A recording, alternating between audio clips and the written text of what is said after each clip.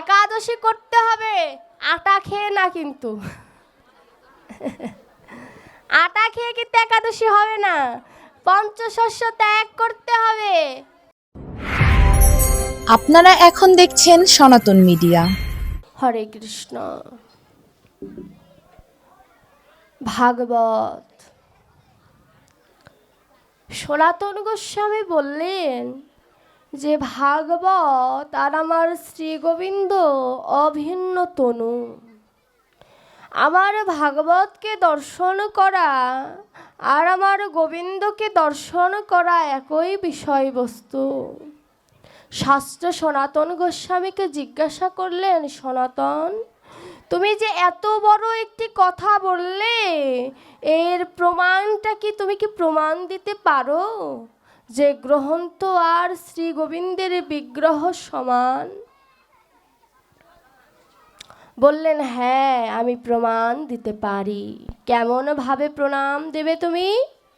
বলছে, প্রথম এবং দ্বিতীয় স্কন্ধ ভগবানের সেই রাতুল চরণ, তৃতীয় এবং চতুর্থ স্কন্ধ ভগবানের উরু, পঞ্চম এবং ষষ্ঠ স্কন্ধ ভগবানের পার্শ্বদেশ, সপ্তম এবং অষ্টম স্কন্ধ ভগবানের বাহু, নবম স্কন্ধ ভগবানের হৃদয়, একাদশ স্কন্ধ ভগবানের মস্তক, দ্বাদশ স্কন্ধ ভগবানের কপাল। জানো, তোমরা কি জানো একটি স্কন্ধ আমি বাকি রেখে গিয়েছি? সনাতন গোস্বামীকে শাস্ত্র জিজ্ঞাসা করলেন যে তুমি কি অঙ্ক জানো না? 9-এর পরে যে 10 হয়, তুমি কি অঙ্ক জানো না? সনাতন গোস্বামী বললেন, আমি অঙ্ক ঠিকই জানি, কলির জীব অঙ্ক জানে না। কলির জীবকে অঙ্ক শেখানোর জন্য আমি 9-এর পরে 10 না বলে 11 বলেছি। কেন জানো? কলির জীবের যেন আগ্রহ জাগে। কেন সনাতন গোসাই 9-এর পরে 10 বলল না? কারণ কলিযুগের আগ্রহ কৌতূহল বেশি। সনাতন গোস্বামী বলছেন, দশম স্কন্ধ হচ্ছে আমার শ্রী গোবিন্দের হাসি। আমার শ্রী গোবিন্দের হাসি মঞ্জু হাস্যতম, অর্থাৎ নবম স্কন্ধ পর্যন্ত যখন ভক্ত সকল কিছু জানলেন, তখন জিজ্ঞাসা করছেন যে আমার শ্রী গোবিন্দ যজুস্বা, অর্থাৎ তিনি সৃজন করতে জানেন, তিনি সৃজিস্বা, তিনি যজুস্বা, তিনি যুদ্ধ করতে জানেন। কিন্তু আমার প্রশ্ন, আমি যুদ্ধ চাই না, আমি সৃজন চাই না, আমি চাই তার অপ্রাকৃত মূরতির সেই মধুময় হাসি। সেই হাসি কি গোবিন্দের আছে? তিনি রামায়ণে আমরা দেখি রাম, তিনি ধনুক ধরেছেন। দাপরে দেখি তিনি শিশুপালকে হত্যা করেছেন। কলিযুগে তো আমরা হত্যা চাই না, কলিযুগে তো আমরা রক্ত চাই না, আমরা চাই প্রেম, আমরা চাই ভক্তি। এই ভক্তি প্রেমের উৎস হচ্ছে গোবিন্দের হাসি। তো সেই হাসি কি আছে গোবিন্দের? সনাতন গোস্বামী বললেন, সেই হাসি তার ভিতরে বিরাজমান। ক্ষণিকের জন্য একজনকে আটকিয়ে রাখার জন্য তার মুখের হাসি যেমন যথেষ্ট, তদ্রূপ মন্দিরে যেয়ে একজন ভক্তের করণীয় সর্বপ্রথম গোবিন্দের চরণ দর্শন করা। কিন্তু আমার মতো অযোগ্য কোনোদিন গোবিন্দের চরণ দেখবে না, সরাসরি গোবিন্দের মুখের দিকে তাকাবে। এর জন্য গোবিন্দ চিন্তা করলেন, মুখে আমার রাগ রাখা যাবে না। যাকে কোনোদিন দেখিনি, তাকে এত সুন্দর মন্দিরে রূপ দেওয়া সুন্দর। একবার চিন্তা করুন তো, তিনি বাস্তবে কত সুন্দর, তিনি বাস্তবে কত সুন্দর। যাকে দেখিনি কোনোদিন, তাকে পিতলের মূর্তিতে এত সুন্দর করে সৃজন করা সম্ভব। তিনি বাস্তবে কত সুন্দর। এই লালসা যাতে আমাদের ভেতরে আসে, তাই তো দ্বাদশ স্কন্ধের মধ্যে দশম স্কন্ধ সর্বাপেক্ষা শ্রেষ্ঠ। শাস্ত্র বলছে তোমার বিধানটা হলো না সনাতন। আমরা সবাই গোবিন্দের চরণ চাই, তুমি চরণের বদলে মুখের হাসিটাকে শ্রেষ্ঠ বলে দিলে, তোমার বিধানটা হলো না। সনাতন গোস্বামী বলছে আমি কেন শ্রেষ্ঠ বলেছি জানো?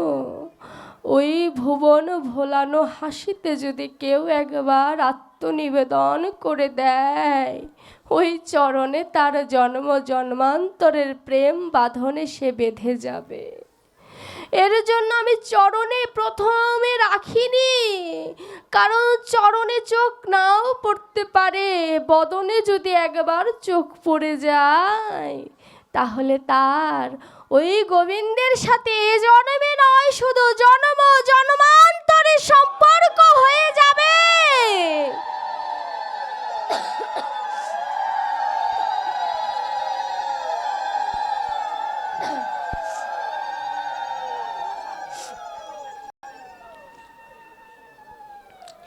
সেই জন্ম জন্মান্তরের সম্পর্ক হয়েছিল কাদের সাথে? তার সখাগণের সাথে, যশোদা মায়ের সাথে, দেবকীর সাথে। এদের সাথে জন্ম জন্মান্তরের গোবিন্দের সাথে সম্পর্ক হয়েছিল। গোবিন্দ এদেরকে কথা দিয়েছেন যে আগত যতগুলো যুগ আসবে সকল যুগে গোবিন্দ একা নয়, তার পার্শ্বদের নিয়ে আসবেন।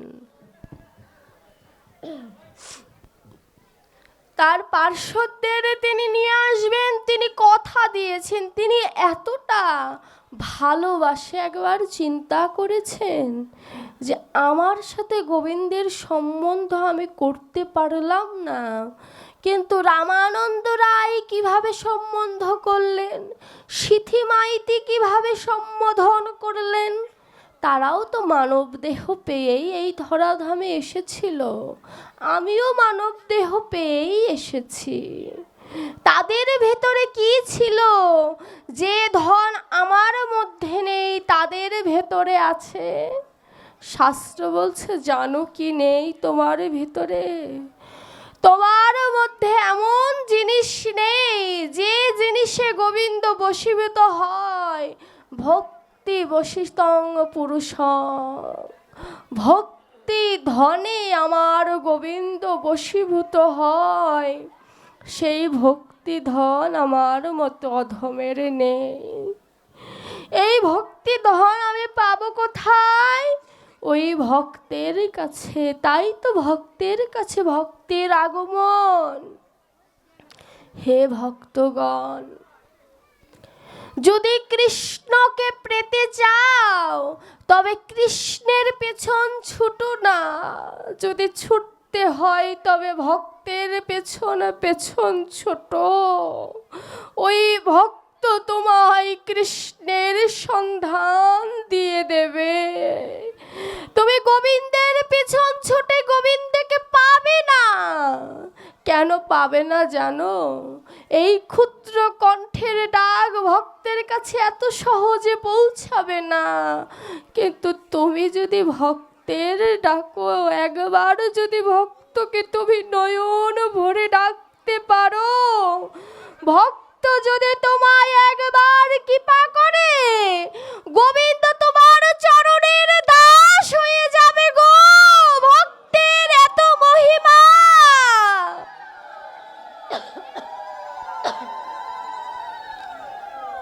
ভক্তের এত মহিমা। ভক্তের স্বভাব কি জানো? ভক্তের স্বভাব হচ্ছে কৃষ্ণ বলতে হয় না গো তাদের কাছে। কৃ শব্দ উচ্চারিতে নয়নে হয় তাদের বরিশন। কৃষ্ণ উচ্চারণে তাদের প্রেমে হৃদয় যায় গলিয়া, বুঝিবে সেই ভক্ত এই ত্রিভুবন মাঝে। ভক্তের ভূমিকা এত গূঢ় যে রসিক নয় সে কোনো দিন ভক্ত বুঝবে না, ভক্ত চিনবে না। ভাগবত বলছে তুমি ভাগবতে আগে প্রবেশ করো না গো, তুমি ভাগবতে আগে প্রবেশ করো না। দেখবেন কোনো পাঠক সরাসরি ভাগবতে প্রবেশ করে না, কারণ ভাগবতের একটি ধারা আছে। গীতা চৈতন্য চরিতামৃত স্পর্শ না করে দুঃসাহস দেখাতে নাই ভাগবতে প্রবেশ করার। কেন জানো? তোমার দেহটাকে শুদ্ধ করার জন্য আগে তোমায় গীতার আশ্রয় নিতে হবে। ভক্তি ধন পাওয়ার জন্য তোমাকে গৌরকে আশ্রয় করতে হবে। ভক্তি ধন এবং আচরণ যখন তোমার শুদ্ধ হয়ে যাবে তখন তুমি ভাগবতে প্রবেশ করার যোগ্য। তুমি সহজে ভাগবতে যেও না গো। সনাতন গোস্বামী বলছে, আমার কথা না, সনাতন গোস্বামী কি বলছে জানো? রূপ গোস্বামীকে বলছে, ওরে রূপ, একটি মাত্র শ্লোকের ব্যাখ্যা আমি গীতার 3 মাসে করতে পারলাম না। 700 শ্লোকের ব্যাখ্যা আমার এই জন্মে বোধ হয় হবে না। আমি গৌরকে বুঝবো কেমন করে, আমি ভাগবতী বা বুঝবো কেমন করে? সনাতন গোস্বামী বলছে, যে কিনা আমার গৌরের পার্ষদ, সে বলছে একটি শ্লোকের ব্যাখ্যা আমি 3 মাসে দিতে পারলাম না। কোন শ্লোক জানো? ওই যে শ্লোকে বলেছে না, ভগবান ভক্তের বোঝা বহন করে।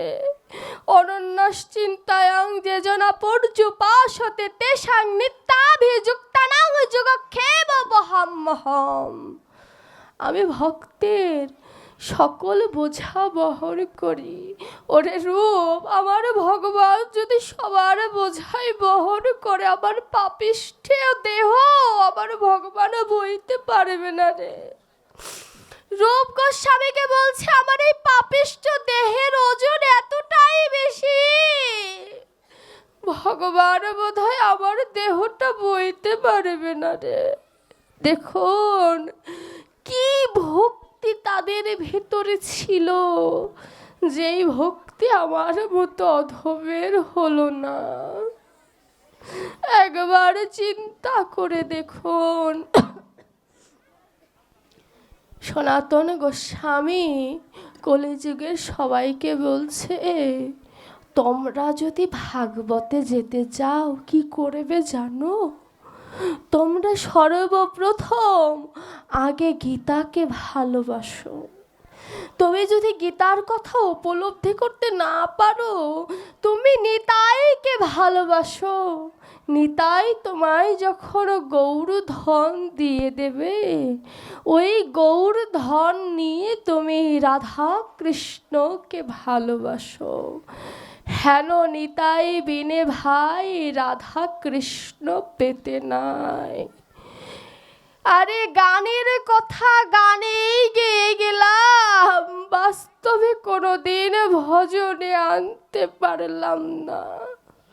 গান করছি, কত অধ্যয়ন করছি, কিন্তু ওই গোবিন্দের চরণে যে আত্মসমর্পণ করতে হবে, এই আত্মসমর্পণ করার কথা, তার সাথে যে হৃদয় মাঝে প্রেম আলিঙ্গন করতে হবে, এই অপ্রাকৃত প্রেমময় কথা কবে যে মায়ায় আবদ্ধ হয়ে ভুলে গেলাম, বাবা বলতেই পারবো না। 7 মাসের সময় যখন গোবিন্দ আমার মায়ের গর্ভে এলো, তখন গোবিন্দ বলেছিল, তুই যে যাবি, যে কে আমাকে ভজন করবি রে, কেউ তো কথা রাখেনি, তুই যাস না। কেউ কথা রাখেনি, তুই যাস না। ভগবানকে আশ্বাস দিয়েছিলাম আমি করব, তুমি আমাকে ছেড়ে দাও। ভগবান বিশ্বাস করে ছেড়ে দিয়েছিল, কিন্তু সেই বিশ্বাসের মর্যাদা আমার মতো অধম কি বাবা রাখতে পেরেছে? কত কথা কুকথা শুনি, মানুষের মায়ায় আবদ্ধ হয়ে কত নয়নে জল বরিশন হয়, কিন্তু কোনোদিন গোবিন্দের নামে কোনোদিন অশ্রু বিগলিত হলো না। কোনোদিন বলতে পারলাম না, হে প্রাণবন্ধু, তুমি ছাড়া আমার কেউ নেই। আমার এই ধরম করম তোমার ওই রাঙা চরণ, এই বলে কোনোদিন নয়ন জলে ভেসে কোনোদিন আমাকে গোবিন্দকে প্রেম আলিঙ্গন করা আমার হলো না। কিন্তু যখন কষ্টে থাকি তখন গোবিন্দকে ঠিকই দোষারোপ করি। কষ্টে থাকলে গোবিন্দকে দোষারোপ করি। গোবিন্দ তখন আমাদের কি বলে জানো?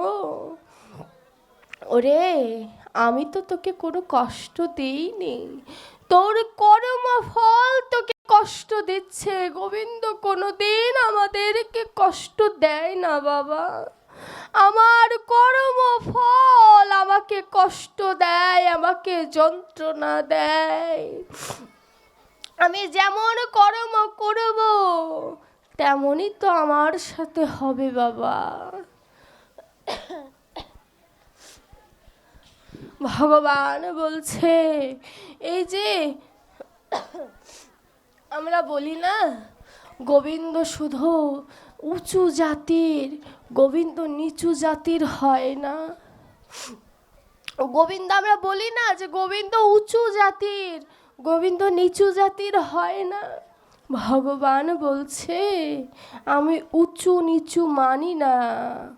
ভক্তিতে আমি ব্রাহ্মণেরও হই, ও ভক্তিতে আমি চণ্ডালেরও হই, অভক্তিতে আমি ব্রাহ্মণেরও নই। ভজনটা হচ্ছে হৃদয়ের। যদি বলি ভগবান যে ছোট জাতেরও হয়, তার প্রমাণ কি?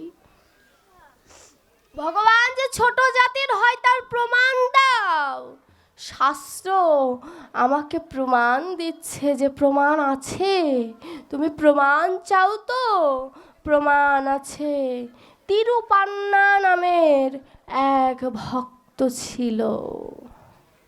তিরুপান্না নামের একটি ভক্ত ছিল। তিনি গোবিন্দকে বড় ভালোবাসতেন।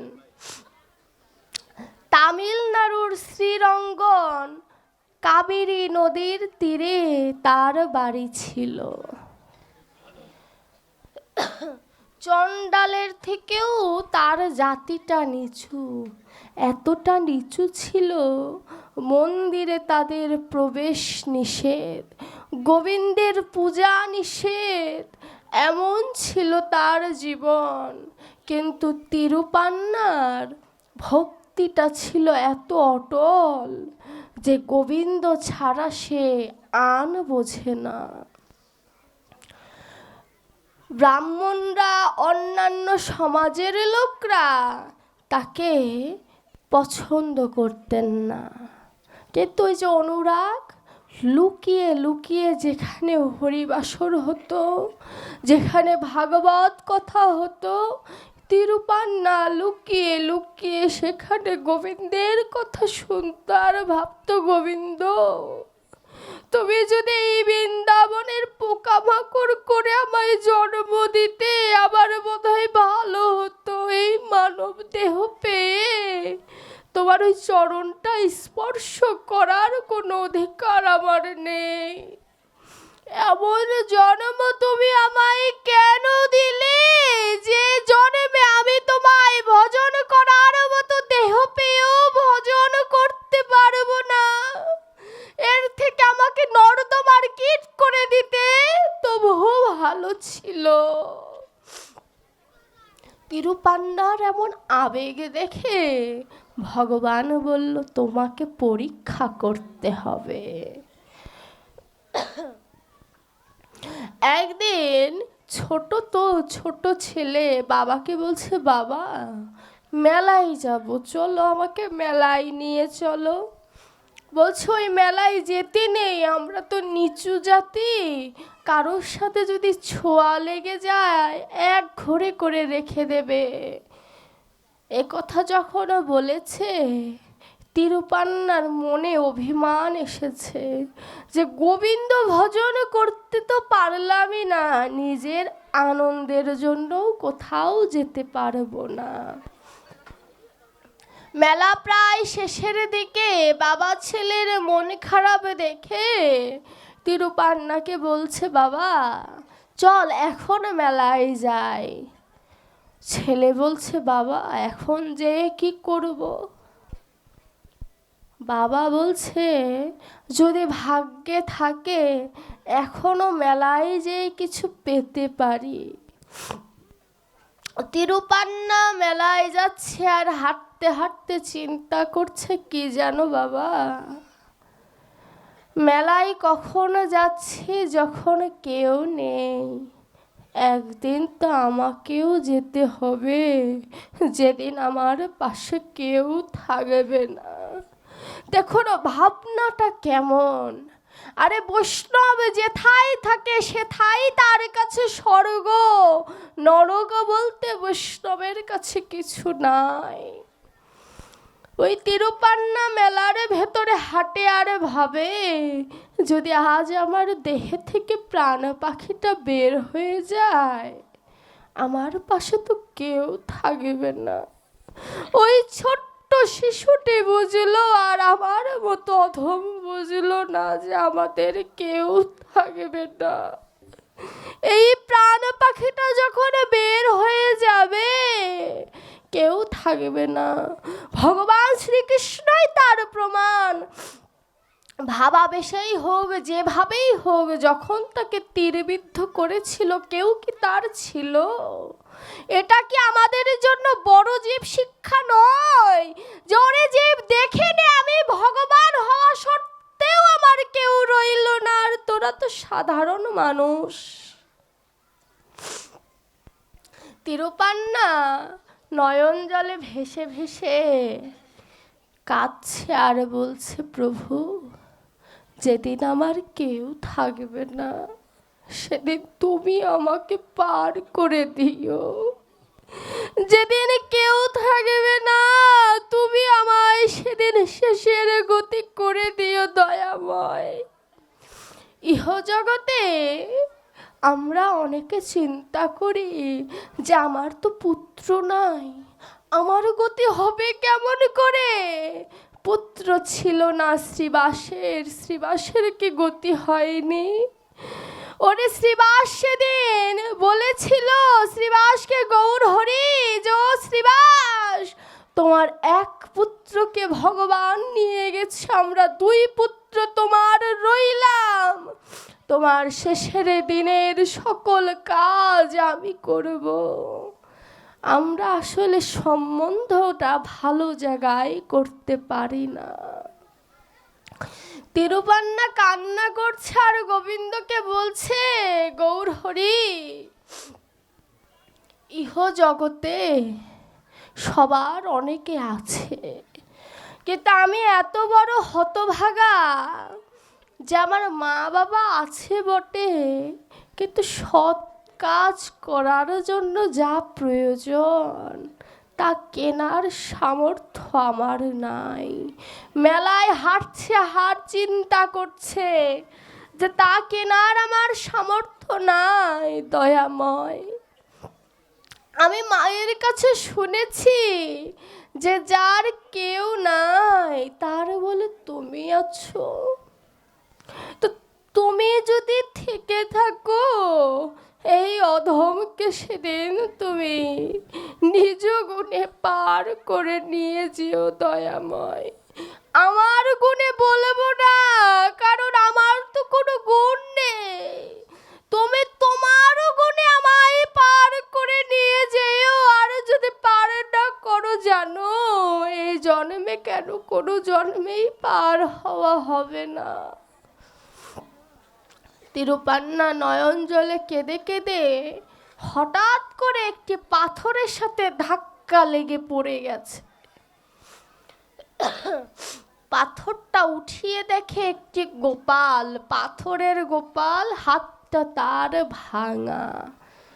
মেলায় অনেক সময় দোকানও বসে না, পাথরের একটি দোকানে বসেছিল। ওই মূর্তি আনতে আনতে একটি গোপালের হাত ভেঙে গেছে। ওটা মেলায় বিক্রি হয়নি বলে ওই দোকানদার ওটা ফেলে দিয়ে গেছে।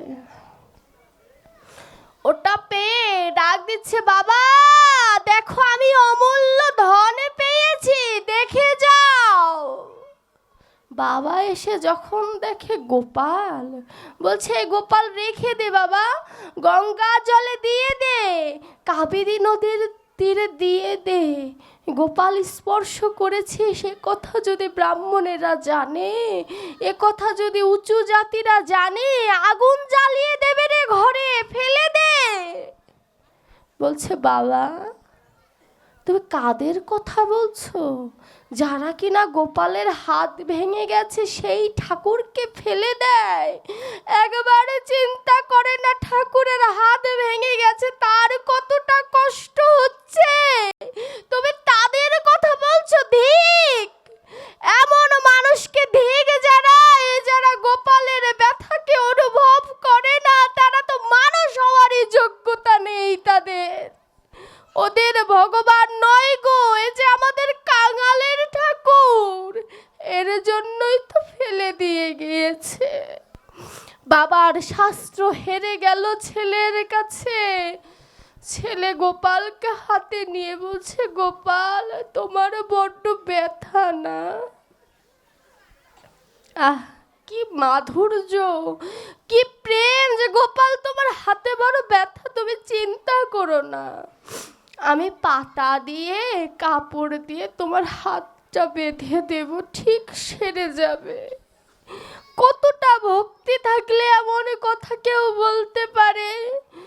আমরা যদি হতাম তাহলে ভাবতাম পাথরে পাথরে কোনো দিন জোড়া লাগে, কিন্তু ভক্ত বলছে ভক্তিতে জোড়া লাগানো সম্ভব। এবার ঘরে আনার পরে মাও কিছু বলে বোঝাতে পারল না। পরের দিন মা জল আনতে গিয়েছে, ওখানে কারোর কাছে শুনেছে ভাঙা ঠাকুর ঘরে রাখতে হয় না। ইহজগতেও আমরা ঠাকুর যদি ভেঙে যায় জলে ভাসিয়ে দিই, তাই না, কেউ ঘরে রাখি না। কিন্তু ভক্ত সেই ঠাকুরকে দেখে কাঁদে, ভক্ত কিন্তু ভাসিয়ে দেওয়ার কথা চিন্তা করে না। এটাই এর প্রমাণ যে আমরা গোবিন্দকে যেভাবে দেখি, বৈষ্ণব ভক্ত সেভাবে গোবিন্দকে দেখে না। এর জন্য আমার সাথে বৈষ্ণবের এত তফাৎ। তো মা ঘরে এসে পুত্রকে বলছে, বাবা ভাঙা ঠাকুর ঘরে রাখতে হয় না, কাবেরী নদীর তীরে ভাসিয়ে দে। পুত্র বলছে, মা তোমাকে আমি একটু প্রশ্ন করব, তারপরে আমি ফেলে দিয়ে আসবো। বলছে, কি প্রশ্ন? মনে করো আমার হাত ভেঙে গেছে, তুমি কি করবে? বলছে, তোকে আরো আদর যত্ন করব, হাতে খাইয়ে দেব, ঘুম পাড়িয়ে দেব, স্নান করিয়ে দেব। বলছো আমি তোমার ছেলে, তাই করবে তাই না? আচ্ছা মা, তোমার গর্ভে থেকে আমার সৃষ্টি, তাই তুমি আমায় ভালোবাসবে। আর যে কিনা তোমাকে গর্ভে পাঠিয়েছে যে ভগবান, তার যে হাত ভেঙে গেছে, তুমি তাকে সেবা করবে না? যার কারণে তুমি মা হতে পেরেছো, সেই গোবিন্দের হাত ভেঙে গেছে, তুমি কি তাকে সেবা করবে না? মা কেঁদে ফেলেছে, বুঝতে পেরেছে যে ছেলের ভিতরে প্রেম উদয় হয়েছে, ভক্তির উদয় হয়েছে। এবার মায়ের কাছে বলেছে এবার সেবা দেবে গোবিন্দকে। যা রান্না করেছে সামর্থ্য অনুযায়ী রন্ধনশালা থেকে মা রান্না করে পুত্রের হাতে দিয়ে বলেছে, যাও তুমি সেবা দিয়ে আসো। এবার গোবিন্দের সামনে যে বলছে, গোবিন্দ তুমি খাও। তুমি খাবে না? খাও না তুমি। এমন করে সুন্দর করে থালাটা হাতে নিয়ে বলছে, তুমি খাও।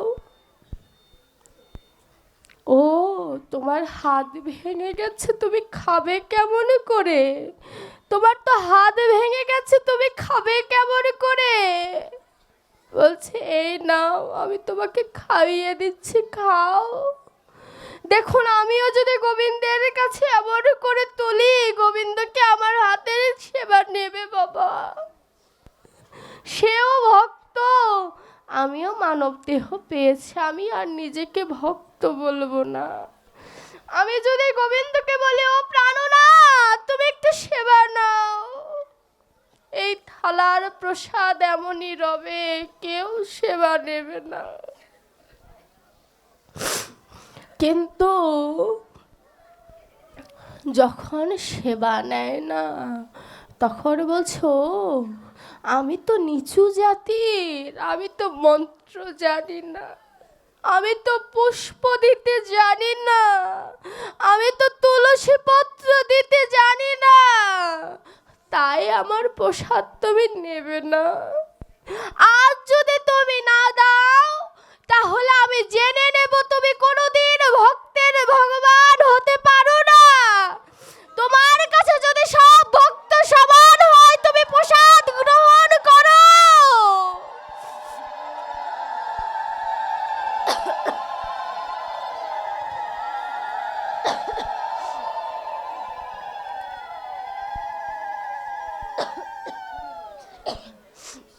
তোমার কাছে যদি সব ভক্তই যদি সমান হয়, আজ তুমি আমার সেবা গ্রহণ করো দয়াময়। এই কথা ভক্তের সাজে আমি তো বলতে পারি না। আমি কেন পারি না? কারণ আমারও ডাকে চতুরতা আছে, আমার ডাকে কপটতা আছে, কিন্তু ভক্তের ডাক শিশুর মতো কোমল ডাক, যে ডাক যেমন মা যদি শিশুর কান্না শোনে স্থির থাকতে পারে না, তদ্রূপ ভক্ত যদি আকুল প্রাণে ডেকে গোবিন্দকে স্মরণ করে, গোবিন্দও আর স্থির থাকতে পারে না। গোবিন্দ তখন ভক্তের চরণে আশ্রয় নেয় বাবা। যখন এমন করে বলছে, সেবা নিচ্ছে না, সেবা এত সহজে কি গোবিন্দকে ডাকলেই গোবিন্দ আসে? গোবিন্দ আসছে না। বলছো তুমি আসবে না, ঠিক আছে, তুমি যদি নাই আসো, পাশে থেকে বটি তুলে নিয়ে বলেছে, তুমি যদি নাই আসো, এখনই আমি নিজের শিরচ্ছেদ করব। এই বলে যখন বটি দিয়ে যখন আঘাত করতে গিয়েছে নিজের গায়ে, গোবিন্দ তখন প্রকট হয়ে বলছে, দাঁড়াও।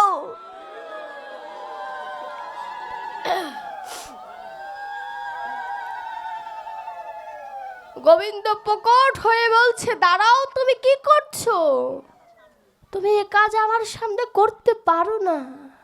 বলছে, এতক্ষণে আসার তোমার সময় হলো? তুমি কেন বলো তো ভক্তদের এত যন্ত্রণা দাও? যন্ত্রণা দিতে ভালো লাগে না। যেদিন তুমি যন্ত্রণার কবলে পড়বে, সেদিন তুমি আর ভক্তকে যন্ত্রণা দেবে না। অনুরাগে, অনুরাগ আর রাগ দুটো কিন্তু দু জিনিস। ভক্ত ভগবানকে অনুরাগ দেখায়, রাগ দেখায় না। অনুরাগে বলছে, তুমি এত কেন কষ্ট দাও বলো তো? এই নাও, আমি তোমাকে খাইয়ে দিচ্ছি। গোবিন্দ বলছে, তো আমি একাই খাবো, তুমি খাবে না? তুমি খাবে না, তুমি আগে খাও। দেখুন কত অপ্রাকৃত, কত মধুময় নীলা। একবার ভক্ত সেবা নেয়, একবার গোবিন্দ সেবা নেয়।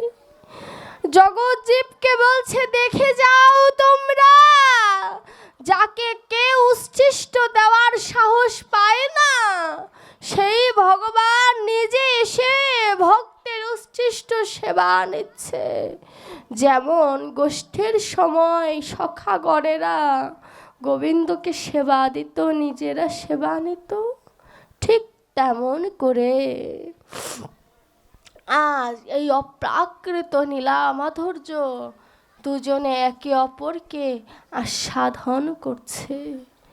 এভাবে যখন সুন্দর করে দু ভক্ত ভগবানের ভাব বিনিময় হচ্ছে, এবার মায়ের কাছে গিয়ে বলছে, মা, আমার গোবিন্দের বড় ব্যথা, অনেক দিন হয়ে গেল হাতটা বেঁধে রেখেছি, সুস্থ হবে কেমন করে বলো তো? আচ্ছা, আমি যখন অসুস্থ হই তুমি কাকে স্মরণ করো? বলছে, তুই যখন অসুস্থ হোস আমি গোবিন্দকে স্মরণ করি। আচ্ছা মা, আজ তো গোবিন্দ অসুস্থ, আজ আমি কাকে ডাকবো? বলছে, গোবিন্দ অসুস্থ হলে কাকে ডাকবি? তুই রাধারানীকে ডাকতে পারিস, রাধারানী তোকে একটা না একটা ব্যবস্থা করে দেবে। আমরাও তো গোবিন্দের জন্য একবার রাধে রাধে বলি, রাধে রাধে, হরি বল।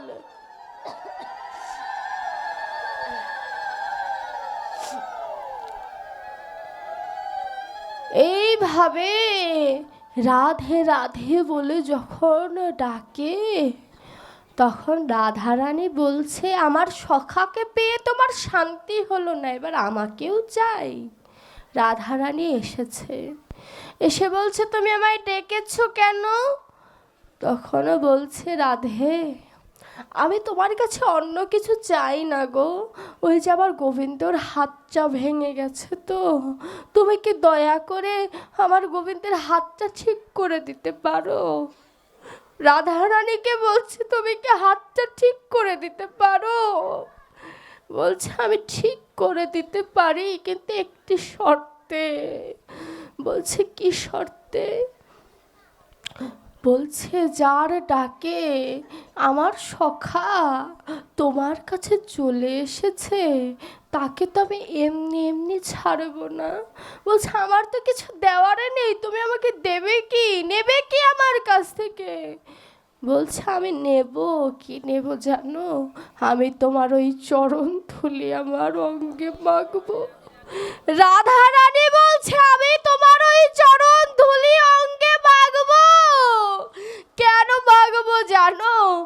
এমন ভক্ত এখনো পৃথিবীতে আছে যে কিনা আমার গোবিন্দকে নিজের ঘরে হাত ভেঙেছে বলে রেখে দিতে পারে। দেখুন কত ভালোবাসা। রাধারানী বলছে, এমন ভক্ত আছে।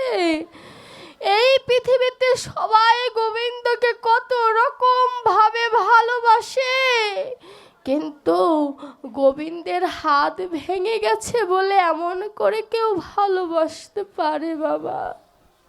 কোনোদিন কি চিন্তা করেছি যে আমার গোবিন্দ ভালো আছে কিনা, ওর জ্বর ঠান্ডা এসেছে কিনা? এই যে শীতকাল চলছে, আমাদের ঠান্ডা লাগে, আমার গোবিন্দের ঠান্ডা লাগে কিনা চিন্তা করেছি বাবা? গোপাল গোপাল বলে তো কত নাচে, কত আনন্দ করি, কত সেবা দেই। কোনোদিনকে জিজ্ঞাসা করেছি, ওরে গোপাল তোর কি ভালো লাগে, তুই কি ভালো আছিস কিনা? যে জিজ্ঞাসা করতে পেরেছে সেই তো যশোদা মা, সেই তো দেবকী, সেই তো সকল কিছু। আমার জিজ্ঞাসা করাও হলো না, আমার গোবিন্দের সাথে আমার কোনো সম্বন্ধও করা হলো না। ইহজগতে যখন শরীরটা অসুস্থ হয়ে যায়, তখন সুস্থ শরীর থাকলে যে কত শান্তিতে থাকি এটা বোঝা যায়। তদরূপ ভক্ত চিন্তা করে কি জানো, যতক্ষণ শ্রীবাস অঙ্গনে থাকি ততক্ষণে বোধ হয় শান্তির জায়গা। যখন মায়ার ঘরে ঢুকে যাই তখন যন্ত্রণা, লোভ, লালসা সকল কিছু ঘিরে ধরে আর বলে তোকে আর বৃন্দাবনে যেতে দেব না। ওই মায়াটাকে কাটিয়ে যে কিনা শিশুর মতো মন নিয়ে বৃন্দাবনে আসতে পারে, গোবিন্দ বলছে আমি তার কাছে জন্ম জন্মান্তরের বাধা, আমি তার কাছে জন্ম জন্মান্তরের বাধা রে। তুই একবার আমায় ডেকে দেখ, দেখবি তোর সকল কিছু আমি গ্রহণ করব, তোর কোনো চিন্তাই করতে হবে না। ওই তিরুপ্পান তখন রাধারানীকে যখন এভাবে বলছে, রাধারানী যখন বলছে চরণ ধুলি দাও, বলছে তুমি একই কথা বলছো, তোমায় আমি চরণ ধুলি দেব, আমি কি বোকা নাকি? যাকে আমার গোবিন্দ ভজে তাকে আমি চরণ ধুলি দেব, আমি বোকা নাকি? রাধারানী বলছে জানো আমরা যুগল হয়ে কাকে ভজন করি? গোবিন্দ আমায় ভজে, আমি গোবিন্দকে ভজি, আর আমরা যুগল হয়ে কাকে ভজন করি জানো? বলছে কাকে ভজন করো? বলছে তোমার মতো যত ভক্ত আছে তাদের আমরা ভজন করি, তাদেরকে আমরা ভালোবাসি।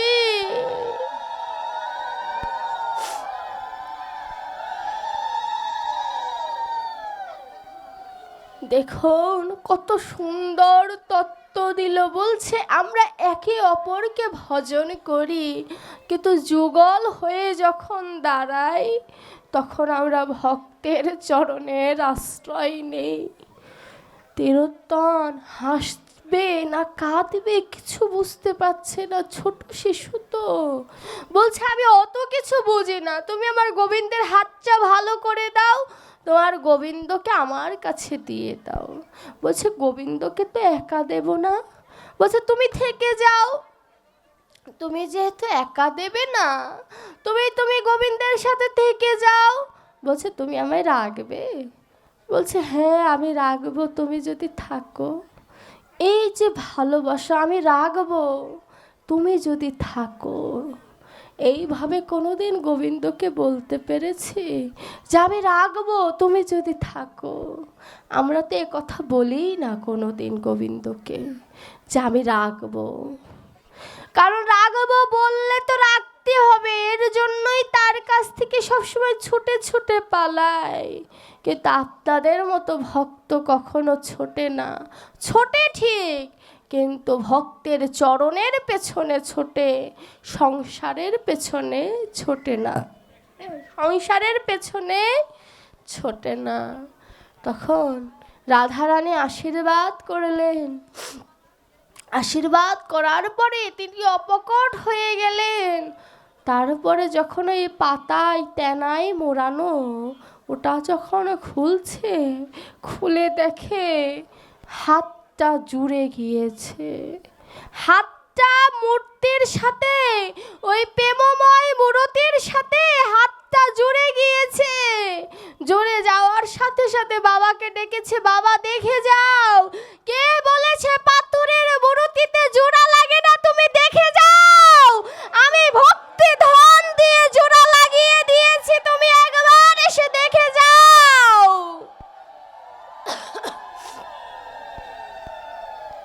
বাবা তুমি দেখে যাও, আমি জোড়া লাগিয়ে দিয়েছি। বাবা এসে যখন দেখে যে গোবিন্দের হাতটা জোড়া লেগে গেছে, বাবা তখন ধুলায় পড়ে গড়াগড়ি দিয়ে বলছে বাবা তোর তো এখানে জন্ম হওয়ার কথা নয় রে, তুই আজ যা করলি তোর তো এখানে জন্ম হওয়ার কথা নয়। আমি ঢেরা পিটিয়ে জানিয়ে দেব যে তোমরা দেখে যাও আমার ছেলে কি করেছে।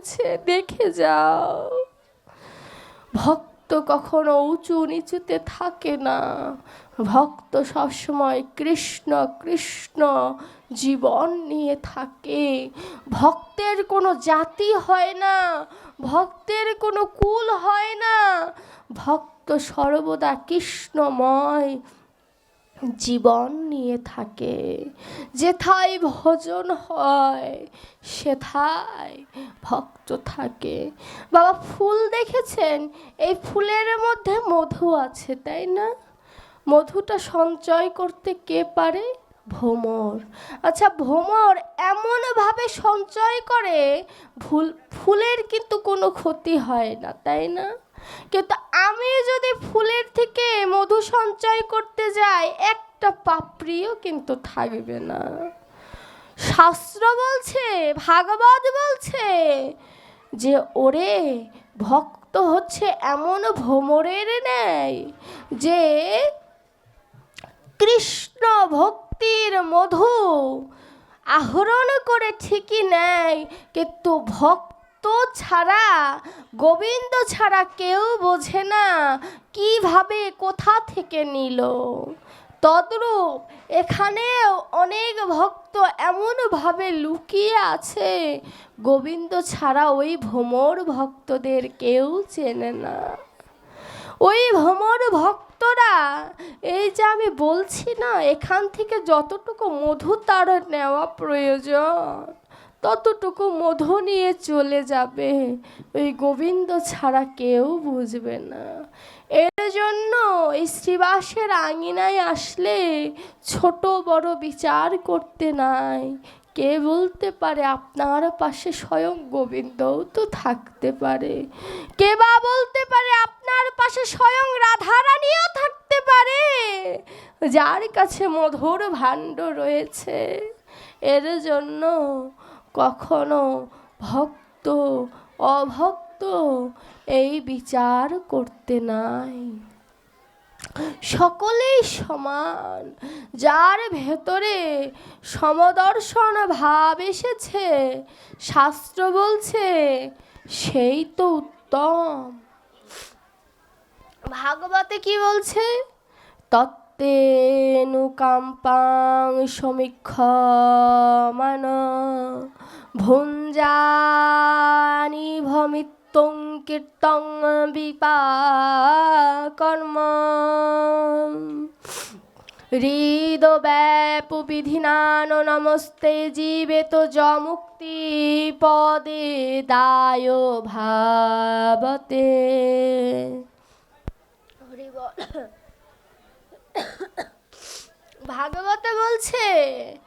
ভাগবতে বলছে যে ভক্ত কারা জানো?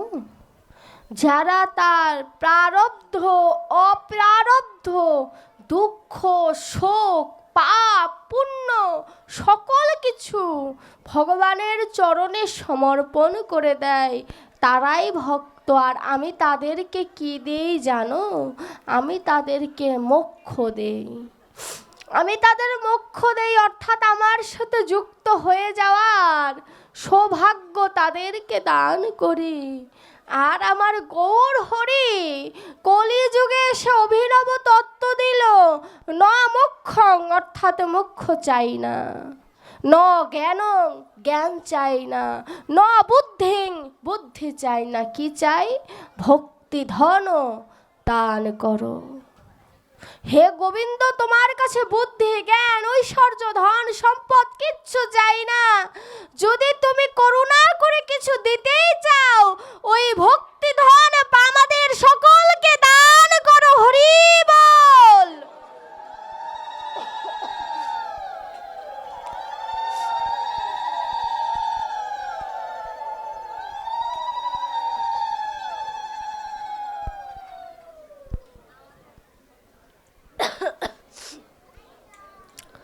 ওই ভক্তি ধন যদি আমায় দান করতে পারো, তাহলে আমি তোমার সকল কিছু নিজের বলে গ্রহণ করব, তোমার বলে আর কিছুই রাখবো না। ও ভগবান, তুমি কি গরিবের ঘরে সেবা নাও? যদি প্রশ্ন করি ভগবান আমার তো দেওয়ার মতো কিছু নেই, তুমি কি গরিবের ঘরে সেবা নাও? অনেকের প্রশ্ন যে আমি তো রাজভোগ দিতে পারি না, আমি তো পঞ্চব্যঞ্জন সাজিয়ে দিতে পারি না, আমার ঘরে কি গোবিন্দ আসবে? গোবিন্দ বলছে আমি আসি। আমি তো তোমার ওই পঞ্চব্যঞ্জন সেবা নিতে আসি না, আমি কি নিতে আসি জানো? তোমার ওই ভক্তিটুকুকে আমি গ্রহণ করতে আসি। ওই ব্যঞ্জন আমার প্রয়োজন নাই। আমি তো আমি তো ক্রিয়াহীন। আমি আমি ক্ষুধাযুক্ত হব কেমন করে? আমার তো দেহই নাই। যার দেহ আছে তার ক্ষুধা আছে, আমার তো দেহই নাই। আমার ক্ষুধা আসবে কোথা থেকে? ক্ষুধা আসে কখন জানো? যখন আমি দেখি ভক্ত আমার জন্য সেবার আয়োজন করেছে, তখন আমার ক্ষুধা আসে। বাকি সময় আমার কোনো ক্ষুধা আসে না গো। আমার ঘুম আসে কখন জানো? যখন দেখি ভক্ত আমাকে ঘুম পাড়ানোর জন্য গান গায়, তখন আমি নিদ্রা দেবীকে বলি আমাকে ঘুম পাড়িয়ে দাও। ভক্ত ভগবানকে বশ করতে জানে ভক্তি দ্বারা, প্রেম দ্বারা, লোভ লালসা সকল কিছু দ্বারা সম্ভব। কোন লোভ থাকলে ভগবানকে পাওয়া সম্ভব? ভগবানের চরণের লোভ যদি কারোর থাকে, সেই লোভের দ্বারা গোবিন্দকে পাওয়া সম্ভব। ইন্দ্রিয়কে ত্যাগ করে নয়, ইন্দ্রিয়কে কৃষ্ণের নিবেদিত করে, ওই ইন্দ্রিয় দ্বারা যে কৃষ্ণ ভজে কৃষ্ণ তারে কভু নাহি ত্যাজে। ইন্দ্রিয় দ্বারা কৃষ্ণকে ভজন করতে হবে, কিন্তু সেই ইন্দ্রিয় যেন কৃষ্ণ প্রীতি বাঞ্ছার তরে হয়, আমার জন্য যেন না হয়। আচ্ছা, তো পাঠক তুমি যে বললে এত বড় বড় করে সে গরিবের ঘরে সেবা নেয়, প্রমাণ কি? শ্রীধর পণ্ডিতের কথা তো আমরা সবাই কম বেশি জানি। গৌর অবতারের সময় শ্রীধর পণ্ডিত ছিলেন, যিনি কিনা গৌরের পার্শ্বদ স্বরূপ এসেছিলেন। এই শ্রীধর পণ্ডিত বৃন্দাবনের মধুমঙ্গল সখারূপে লীলা করেছিলেন। শ্রীধর পণ্ডিত অনেক গরিব ঘরে জন্ম নিয়েছিলেন, যদিও জন্মটা তার চেয়ে নেওয়া ভগবানের কাছে, যেন সে দরিদ্র ঘরেই জন্ম নেয়। তো শ্রীধর পণ্ডিত যখন গরিব ঘরে জন্ম নেয়, তার পেশা ছিল, আচ্ছা তার আগে একটি প্রশ্ন, এখানে অনেকে গৌর সেবা দেয়, আমার গৌরের পছন্দ কি? সব থেকে পছন্দ কি? হ্যাঁ হ্যাঁ ঠিক, থোর মোচা লাউ এগুলো গৌর হরি খুব পছন্দ করে। আজও নবদ্বীপে এমনও আছে যে কোনো বাড়ি যদি থোর মোচা ভালো সুগন্ধি পায়, গৌর হরি বলে আজও আসে সেবা নেওয়ার জন্য। ভাবা যায় গৌর হরির কত লোভ। এই থোর মোচা এগুলো শ্রীধর পণ্ডিত বিক্রি করতেন। শ্রীধর পণ্ডিতের জীবিকা ছিল এগুলো বিক্রি করা। তো প্রতিদিন গৌর হরি কি করতেন? অর্থ দিতেন না। অর্থ না দিয়ে প্রতিদিন ওই থোর মোচাগুলো নিজে নিজেই তুলে চলে যেত। একদিন শ্রীধর পণ্ডিত ভাবলেন ব্যবসায় কোনোদিন সম্পর্ক নাই। চিন্তা করুন, পণ্ডিত হয়ে বলছে ব্যবসায় কোনো সম্পর্ক নাই, সম্পর্ক ঘরে, ব্যবসায় কোনো সম্পর্ক নাই। আজ গৌর আসুক, গৌরের কাছে কড়ায় গন্ডায় করি ওসুল করে নেব। যে কিনা জগতের করি ওসুল করে, মনে মনে বলছে তার করি আজ আমি ওসুল করে নেব। শ্রীধর পণ্ডিত গৌর যখন লাউ নিয়ে বাড়ির উদ্দেশ্যে যাচ্ছে, শ্রীধর পণ্ডিত গৌরকে বলল, দাঁড়াও, কোথায় যাচ্ছ তুমি? প্রতিদিন চলে যাও, আমি কিচ্ছু বলি না তোমাকে, আজ তোমাকে যেতে দেব না, দাঁড়াও, কোথায় যাচ্ছ তুমি? এত বড় স্পর্ধা তোমার, প্রতিদিন তুমি আমাকে অর্থ না দিয়ে চলে যাও। গৌরহরি হেসে হেসে বলছে, শ্রীধর, আজ তো আমার কাছে কোনো অর্থ নেই, তোমায় আমি অর্থ দেব যেদিন অর্থ দেওয়ার সময় হবে। কথাটা এমন বলবে না, কিন্তু কথাটা এমনও বলেনি। বলেছে কি, শ্রীধর, তোমাকে আমি কড়ি দেব যেদিন তোমার কড়ি থাকবে না সেদিন দেব। দেখেছেন, শ্রীধর তো প্রথমে বুঝতে পারেনি যে আমাকে গৌর কি বলল, যেদিন কড়ি থাকবে না সেদিন কড়ি দেবে। শ্রীধর বলছে, ঠিক আছে যাও, আজকের মতো ছেড়ে দিলাম। এবার যেদিন গৌর সন্ন্যাস নিলে, কেউ তো রাজি না। গৌর যে সন্ন্যাস নেবে কেউ কি রাজি ছিল? কেউ রাজি ছিল না। যুবক বয়সে সন্ন্যাস নিল, আমরা সবাই এই কথাটা জানি। তবু বারে বারে এই কথাটা মাঝে মধ্যেই পাঠের আসরে বলি কেন জানেন? যারা বলে যে বয়স হয় নাই ভজন করার, তাদের উদ্দেশ্যে বারে বারে প্রত্যেকটা পাঠক গৌর হরির সন্ন্যাসের কথাটা কিঞ্চিত হলে তুলে ধরে। ভারতী গোসাই দেখুন, এখানেও একটি ঝামেলা পাকিয়ে রেখেছে। তিনি বৈষ্ণব, ভারতী গোসাই কিন্তু বৈষ্ণব ছিলেন না, শাক্ত উপাসক ছিলেন। এখন তিনি ভারতী গোসাইয়ের মধ্যে এমন কিছু পেয়েছিলেন যে তিনি কি উপাসনা করে সেদিকে আর লক্ষ্য করেনি। তিনি দেখেছেন তার ভিতরে ভক্তি কতটুকু আছে। কারণ যে কিনা জগতের প্রতি তাকে সে যে সন্ন্যাস দেবে, অবশ্যই তার উপযুক্ত দেহ আছে বলেই গৌর তার কাছে গিয়েছে। আর কারোর কাছে তো তিনি গেল না। কেন ভারতী গোসাইয়ের কাছে গেল? ভারতী গোসাইকে বলল গৌর হরি যে, ভারতী গোসাই আমি সন্ন্যাস নেব।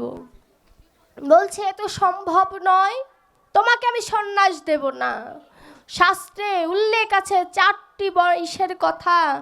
প্রথম 25 বছর ব্রহ্মচর্য, পরের 25 বছর গায়হস্থ, পরের 25 বছর বানপ্রস্থ, তারপরের 25 বছর হচ্ছে সন্ন্যাস।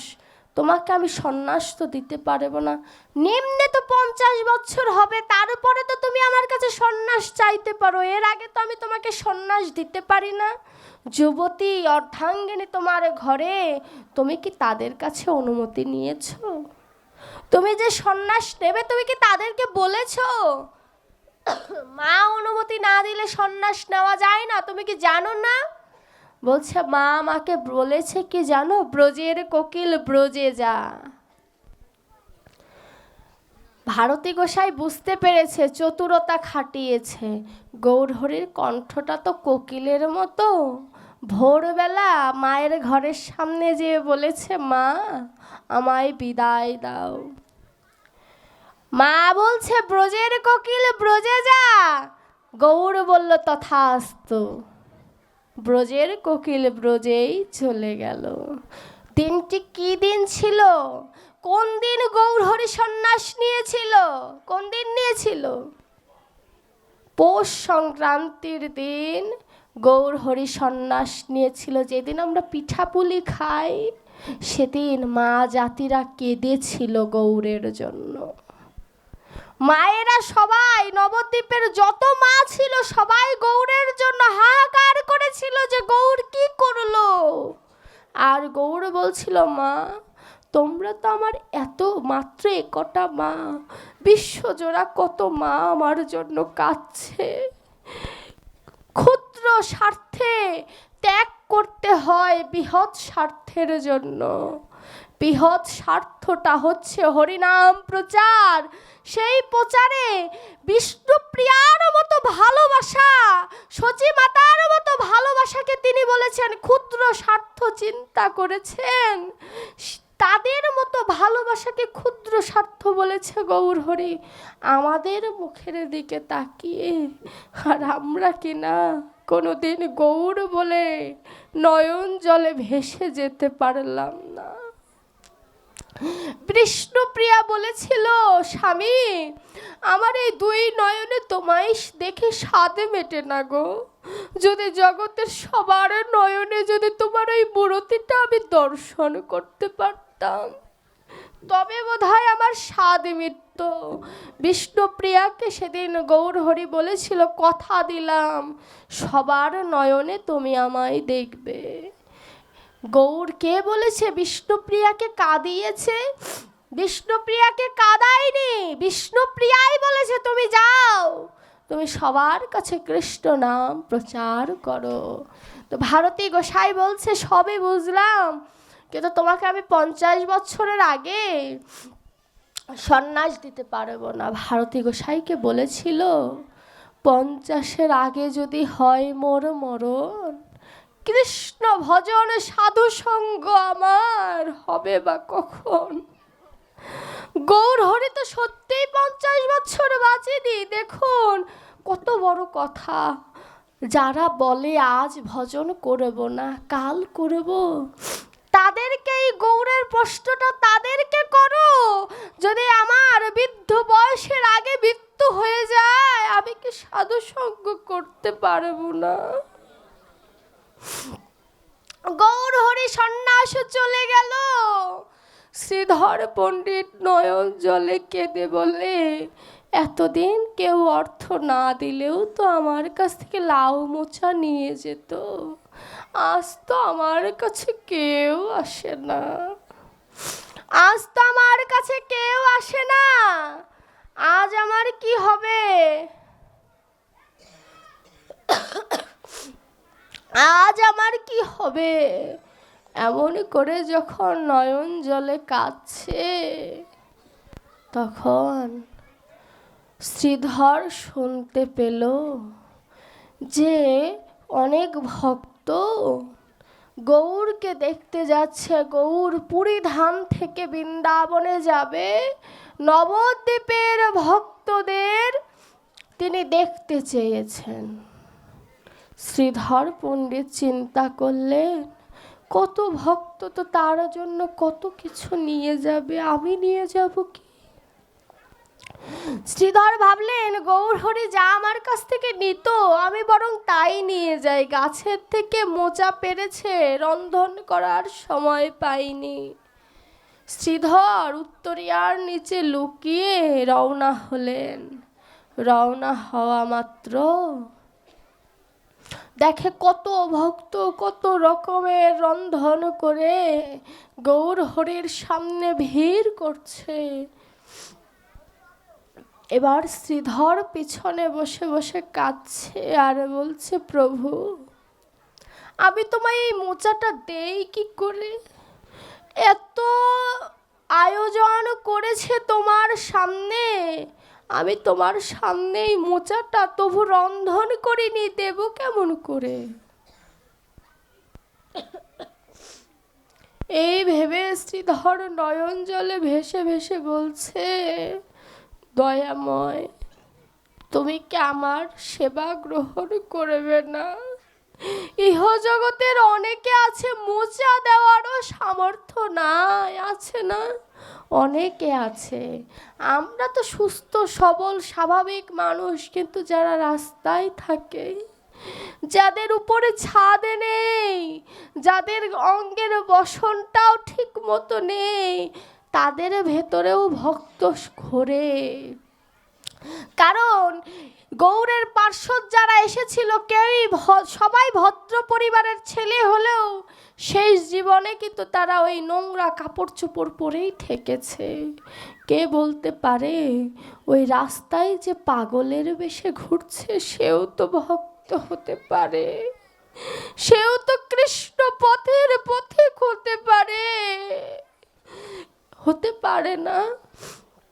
বৃন্দাবনের এক সাধু একদিন পতিতালয়ে গিয়েছে। পতিতালয়ে গিয়ে বলছে, ওমা তুমি আমার জন্য একটা কাজ করতে পারবে? বলছে, কি কাজ বাবা, আপনি আমার এখানে এসেছেন কেন? বলে, সবাই না আমাকে দেখতে আসে, ওই সবাই দেখতে আসে বলে আমার ভজন হয় না। তোমার কাঁধে হাত রেখে আমি বাজারটা একটু ঘুরবো, যাতে সবাই আমাকে ঘেন্না করে। তুমি আমাকে একটু আমাকে সহযোগিতা করবে ভজনে? পতিতা প্রথমে রাজি হয়নি, পরে বাবার আদেশ মানার জন্য পতিতার কাঁধে হাত রেখে পুরো বাজারে ঘুরেছে। কেন? যাতে তাকে অন্য মানুষরা বিরক্ত করতে না পারে, সে যেন নিরিবিলি ভজন করতে পারে।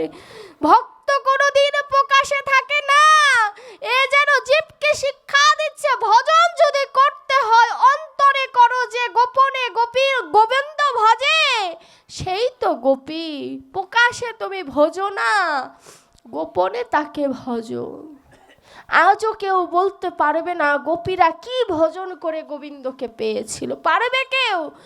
এত রাইটার আছে, কোনো রাইটার বলতে পারবে না যে কোন নাম করে গোবিন্দকে পেয়েছিল গোপীরা। এতটা গোপনে তাদের ভজন ছিল। কিন্তু এখন কেউ গোপনে ভজে না, লোক দেখিয়ে ভজন করে। এর জন্যই ভক্ত চরিত্র জানতে হবে, ভাগবতের ভক্ত চরিত্রগুলোকে উপলব্ধি করতে হবে, তবেই তো ভজনটাকে আমার শিক্ষারূপে লাভ করতে পারবো। শ্রীধর পণ্ডিত পেছনে পেছনে কাঁদছে আর বলছে, গৌর, তোমাকে যতদিন তুমি নবদ্বীপে ছিলে, তোমাকে ভালো করে কোনোদিন গৌর বলে ডাকিনি, তুমি কি আমাকে সাড়া দেবে না? যারা গৌরকে হেয় করত, নিন্দা করত, আশ্চর্যের বিষয় যেদিন গৌর নবদ্বীপ ছেড়ে চলে গেল, তারাই গৌর বলে নয়নের জলে ভেসে ধুলায় গড়াগড়ি দিয়েছে। যারা গৌরকে দেখতে পারত না, তারাই গৌর গৌর বলে কেঁদেছে। গৌর বলছে কি জানো, ভক্ত তো আমার জন্য কাঁদবে, কিন্তু যারা আমার ভক্ত না তাদের জন্য বড় চিন্তা আমার। কি চিন্তা জানো? যারা ভক্ত তারা তো আমাকে পাবে, কিন্তু আমার যে সন্তানরা আমাকে ডাকলো না, তাদের কি হবে? ভগবান তাদের কথা চিন্তা করে। আর আমার মতো অধম কোনোদিন গৌরের কথা, গোবিন্দের কথা চিন্তা করলাম না মা, কোনোদিন চিন্তা করলাম। তা শ্রীধর পেছনে বসে বসে কাঁদছে যে, দয়াময়, আমি কি আমার গৌর সোনাকে কি সেবা দিতে পারবো না? তখন গৌর হরি নিত্যানন্দ দাদাকে পাঠিয়ে দিল, বলল, দাদা, পেছনে এক আমার বোকা ভক্ত বসে আছে, যাও ওকে নিয়ে আসো। নিত্যানন্দ দাদা শ্রীধর পণ্ডিতের কাছে যেয়ে বলছে, শ্রীধর, ওঠো, তুমি বসে রয়েছো কেন? গৌর তোমাকে ডেকেছে, তুমি যাবে না গৌরের কাছে? বলছে, এতক্ষণে তার ডাকার সময় হলো।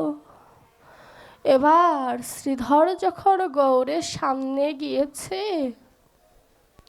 কে বলেছে আমার গৌরের খিদে নেই, গৌরের লোভ নেই? লোভ আছে। গৌর হরি বলছে, শ্রীধর, সবাই তো আমার জন্য অনেক কিছু এনেছে, তুমি আমার জন্য কিছু আনোনি? তুমি কি আমার জন্য কিছু আনোনি? কে দেখে নাও, গৌরেরও লোভ আছে কোথায় জানো?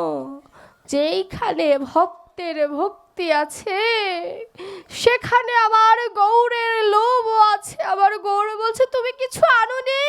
তুমি যদি কিছু না এনে থাকো তবে এসেছো কেন? কিছু আনোনি তুমি?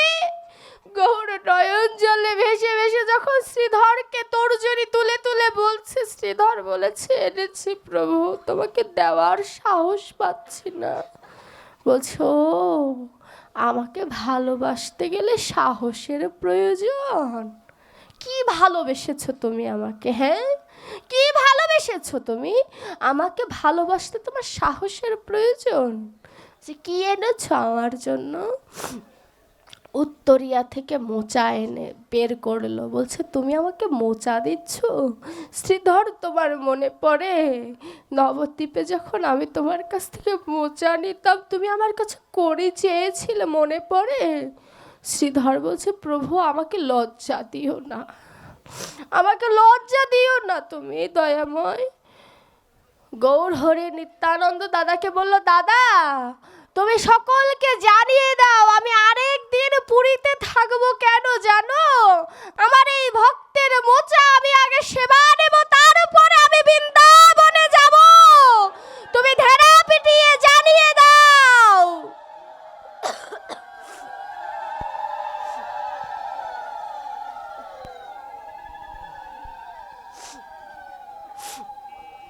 তুমি ঢেরা পিটিয়ে জানিয়ে দাও আজ দেখুন আমি বৃন্দাবনে যাব না। শুধুমাত্র মোচা রান্না খাবে বলে এত তার মোচার প্রতি লোভ, আসলে কি তাই? আসলে বিষয়টা তাই নয়। ভক্তের হৃদয়ে ব্যথা লাগবে যদি তিনি আজ বৃন্দাবনে চলে যায়। তাই ভক্তের হৃদয়ে যাতে ব্যথা না লাগে এবং জীবকে যাতে শিক্ষা দিতে পারে, তাই তো আমার গৌর হরি পুরীতে রয়ে গেলেন। এবার শ্রীধরকে বলল, শ্রীধর তুমি তো আমাকে মোচা দিলে, আমার কাছে কিছু চাইবে না? শ্রীধর বলছে, কি বলছে শুনুন। এ যেন জগৎ জীবের পক্ষ থেকে বলছে, প্রভু সেদিন বুঝিনি আজ বুঝেছি। তুমি আমাকে বলেছিলে না তোমায় আমি করি দেব, যেদিন তোমার করি থাকবে না সেদিন দেব, বলেছিলে না? আজ তোমাকে করি দিতে হবে। বলছে আজও তো আমার করি নেই। বলছে আজ তো তোমার কাছে আমি করি চাই না, চাইছি কোন দিন জানো? যেদিন ওই ভবঘাটের পারে আমায় দাঁড়িয়ে থাকতে হবে। ওই বৈতরণীর ঘাটে যেদিন আমি করি শূন্য দাঁড়িয়ে থাকবো, সেদিন তুমি আমাকে ওই করি দান করে আমাকে পার করে নিয়ে যেও। তোমার কাছে আর কিছু চাই না দয়াময়। শুধু আমার নয়, যে ভক্তরা তোমাকে ভালোবাসবে তুমি কথা দাও, সেই ভক্তের যদি করি না থাকে তুমি তাকে করি দিয়ে পার করে দেবে দয়াময়, কথা দাও। দেখো না ভক্ত কাকে বলে? ভক্ত কোনোদিন নিজের সুখের কথা ভাবে না। ভক্ত সর্বদা জগৎ জীবের কথা ভাবে, যে জগৎ জীব কিসে ভালো থাকবে, কিসে সুখে থাকবে, সেই কথা বৈষ্ণব চিন্তা করে সর্বদা। দেখুন শ্রীধর পণ্ডিত যখন গৌরকে বলল, গৌর তুমি আমায় পার করে দিও, গৌর কি বলছে জানে? বলছে আমি তো মানব দেহ নিয়ে এসেছি, আমাকে পার হতে হবে না? যে কিনা পার করে, যে পারি, সে বলছে আমাকেও তো পার হতে হবে। শ্রীধর স্তম্ভ হয়ে গৌরের কথা শুনছে, আস্বাদন করছে যে কতটা সে চতুরতা করতে পারে, বিষয়টা সে উপলব্ধি করছে। শ্রীধরকে বলছে, গৌর হরি তোমরা আমায় যা ভাবো আমি কিন্তু তা নই। তোমরা তো আমাকে সেই গোবিন্দের সাথে রাধারানীর সাথে মিলিয়ে ফেলো, তাই আমার কাছে অনেক কিছু চাও, কিন্তু আমি তো মানুষ, আমাকে পার করবে কে?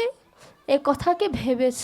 শ্রীধর মুস্কি মুস্কি হাসি দিয়ে বলে, যে কিনা সবাইকে পার করে সে কিনা আমার সামনে ভোলা ভালা সেজে বলছে আমাকে পার করবে কে?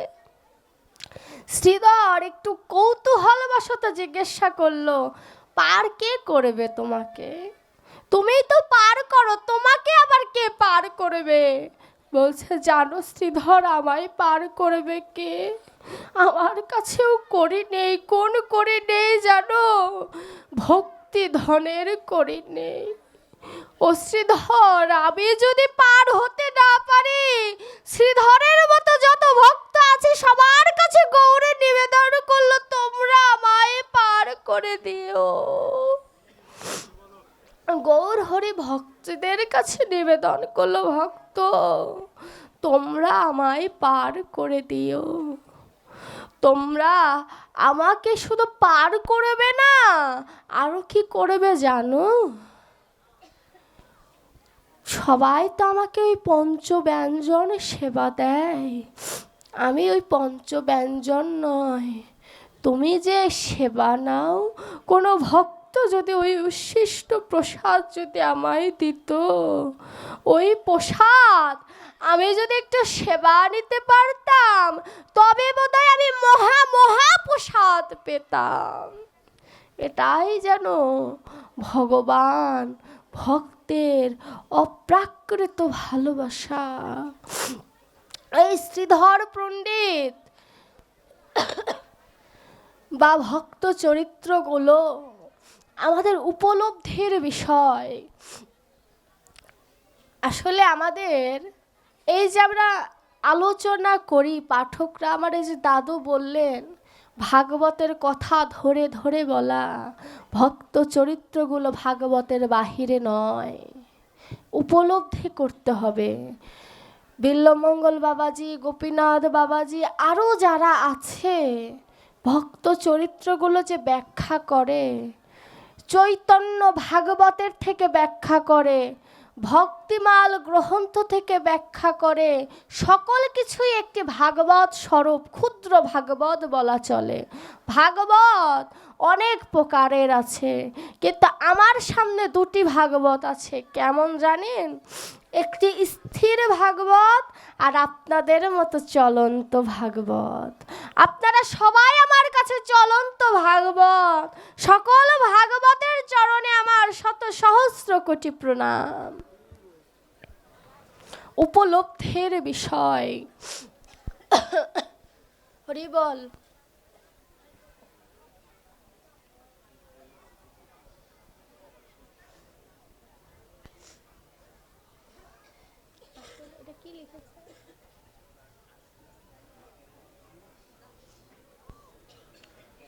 মাধু করি, এটা তো ভাগবত শেষে পাঠককে দান করতেই হয়। এটা তো কমিটির লোকরা তো এটা পায় না।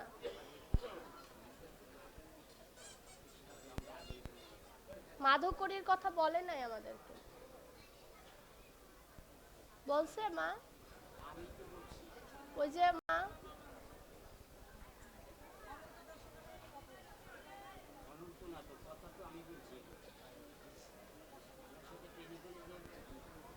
আচ্ছা হরি বল, আপনারা মাধুকরী নেবেন এ কথাটা বলছেন কিনা?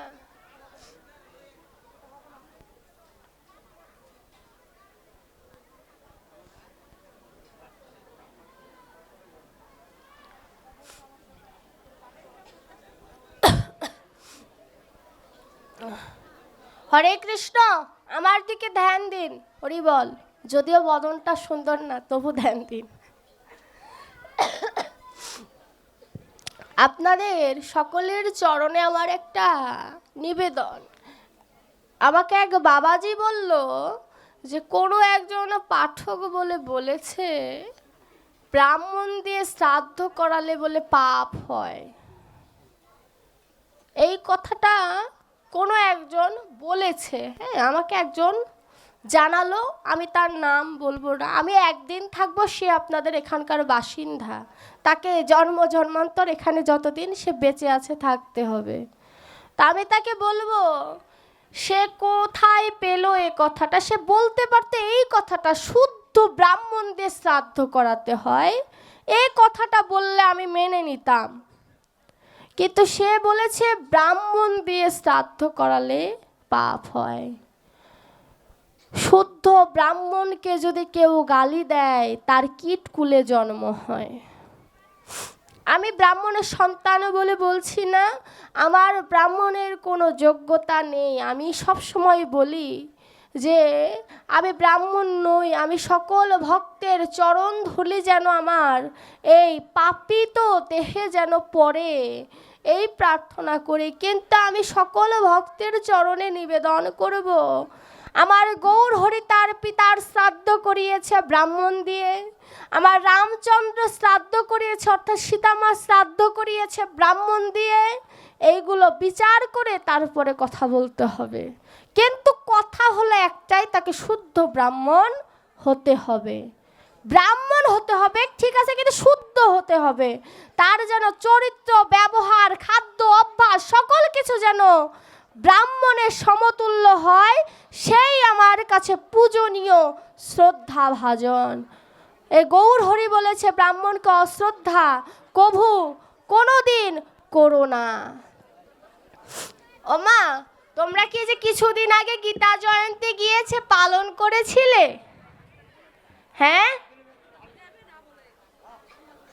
আমার দিকে একটু শোনো না, তোমরা গীতার জয়ন্তী পালন করেছিলে? কোনো রেসপন্স পাই না। গীতা জয়ন্তী গিয়েছে কবে? কিছুদিন আগে, 2 সপ্তাহ হয়নি বোধ হয়, তাই না? সামনে একাদশী আছে, পালন করবে তো? জোরে করবে তো? হরি বল। একাদশী করতে হবে, আটা খেয়ে না কিন্তু। আটা খেয়ে কিন্তু একাদশী হবে না, পঞ্চশস্য ত্যাগ করতে হবে, ঠিক আছে? আপনারা হরি বল। যাই হোক, হরে কৃষ্ণ। আপনারা প্রত্যেকে গীতা পাঠ করবেন। সবাইকে গীতা পাঠ করি? সবাইকে গীতা পাঠ করি? কম বেশি ঘরে করা হয়, কম বেশি মায়েদের হয় গীতা পাঠ করা। প্রতিদিন সকালবেলা স্নান করে একটি গৃহবধূর কর্তব্য, যেমন স্বামীর মঙ্গলার্থে সিঁদুর পরা, তদ্রূপ সংসারের মঙ্গলার্থে প্রতিদিন গীতার একটি করে শ্লোক পড়া প্রয়োজন। কেউ যদি গীতার শ্লোক প্রতিদিন একটি করেও পড়ে, 1 অধ্যায় বলবো না, একটি করেও যদি কেউ পড়ে, ভগবান বলছে তার ঘরে শুধু আমি নই, লক্ষ্মী দেবীকে পাঠিয়ে দেই। লক্ষ্মী দেবীকে তিনি পাঠিয়ে দেন। বুঝতে পেরেছেন ভক্তিটা কত উচ্চ মার্গে পৌঁছালে এই কথাটা বলতে পারে? দেখুন হরি বল।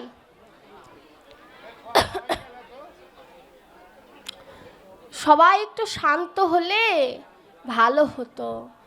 প্রণামী নিতে যে অস্থির হয়ে গেল চতুর্দিক। এতক্ষণ আসরটা ভালোই ছিল, হরি বল।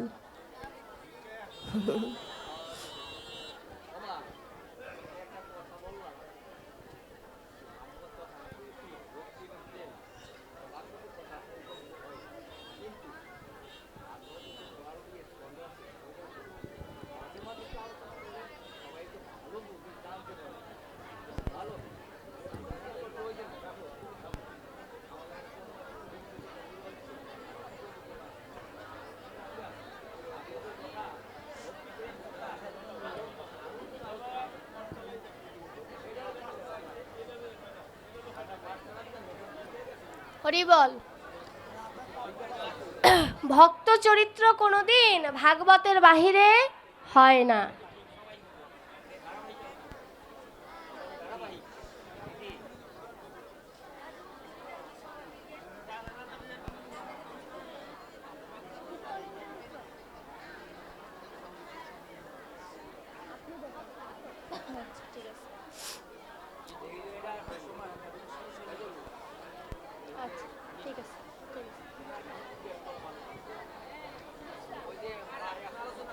হরে কৃষ্ণ।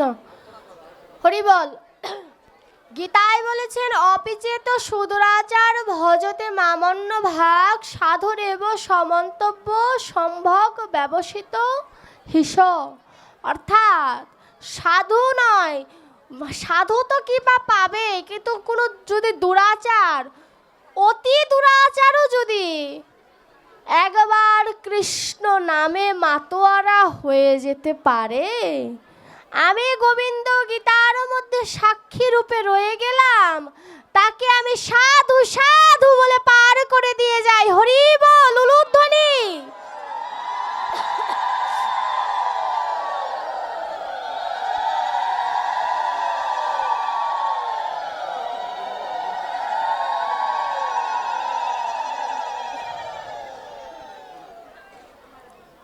হরে কৃষ্ণ। তা আপনারা সকলে আমার জন্য আশীর্বাদ করবেন। আগামীকালকে আমার মেডিকেলে 9টার সময় ভাইবা পরীক্ষা। কিচ্ছু পড়ি নাই, পড়তে হবে এখন যে। আপনারা সবাই আশীর্বাদ করবেন যেন আমি পড়ালেখা ও ভাগবতের পাশাপাশি অগ্রসর হয়ে যেতে পারি। আর যারা মাধু করে দান করেছেন ভাগবত শ্রবণ করে, তাদের সকলের আশা পূর্ণ হোক। আর যাই হোক, কমিটির আঙ্কেলের সাথে একটু কথা কাটাকাটি হয়ে গেল, তা আমি তার জন্য একটু ক্ষমা চেয়ে নিচ্ছি। কিন্তু আপনারা আপনাদের মতো কালেকশন করতেই পারেন, কিন্তু আমি ভক্তদের অপরাধী করতে পারি না। তারা ভাগবত শ্রবণ করে ভাগবতকে কিছু দক্ষিণা দিতেই হয়। তারা আমাকে দক্ষিণা দিচ্ছে না, ভাগবতকে দক্ষিণা দিচ্ছে। সেই দক্ষিণা পাওয়ার পরে আপনারা কালেকশন করতেই পারেন, তাতে আমার কোনো আপত্তি নাই। এখন আপনারা কালেকশন করেন, আমার কোনো আপত্তি নাই। কিন্তু আমি জেনে বুঝে আমি ভক্তের চরণ অপরাধ করতে পারি না। এ কথাটা আমাকে গোপীনাথ বাবাজি বলেছে। যেখানে ভাগবতের পাঠ করার পরে ভক্তদের টাকা দেবে না, সেখানে পাঠ করো না, কারণ ভক্তের অপরাধটা তোমার কাঁধে আসবে। এর জন্য আমি আপনার কাছে ক্ষমা চেয়ে নিচ্ছি। আপনি এখন কালেকশন করতেই পারেন, কোনো ভক্ত যদি দেয় দেবে, আমার তাতে কোনো আপত্তি নাই। কিন্তু এখন যে দক্ষিণাটা দিল সেটা আমার ভাগবতকে দিল। এবং আমি আপনাদের কথা দিচ্ছি, এটা আমি সেবা নিই না। এই টাকাটা আমি আমারও বাড়িতে রাধা মাধব আছে, আমার বাড়িতে কালী মন্দির আছে, এরকম বড় মন্দির আছে, সেই পূজায় আমি নিয়োজিত করে দিই এই টাকাটা। আর যেটা কমিটির আঙ্কেলরা দেয় সেটা আমি আমার মেডিকেলে, যারা মেডিকেলে তার ছেলে মেয়েদের পড়ায়, তারা জানে অনেক টাকা লাগে, সেখানে আমার মা বাবা ব্যয় করে। তা আপনারা সকলে আশীর্বাদ করবেন। আর আমার বয়সটা অল্প, যদি আমার ভাষায় আপনারা যদি কোনো কষ্ট পেয়ে থাকেন, নিজের সন্তান দৃষ্টিতে ক্ষমা করে দেবেন। আর আপনাদের এদিকে আমার সামনের সপ্তাহে আবার প্রোগ্রাম আছে মাদারীপুর, যাদের এখান থেকে কাছে তারা চলে যাবেন। হরি বল, জয় জয় ভাগবত প্রীতি প্রেমানন্দে গৌর হরি বল, হরি বল।